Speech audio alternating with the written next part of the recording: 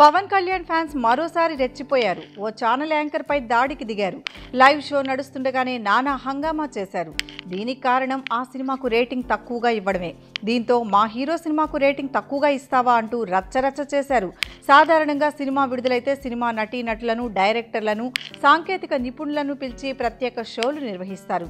కానీ మన టీవీ అనే ఛానల్ కాటమరాయుడు విడుదల సందర్భంగా పవన్ ఫ్యాన్స్తో ప్రత్యేక షో చేసింది.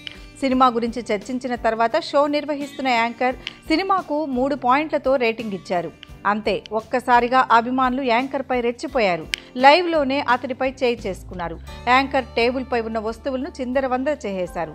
అక్కడి ఫర్నిచర్ను ధ్వంసం చేసి యాంకర్పై కలబడ్డారు. నానా హంగామా చేసేశారు.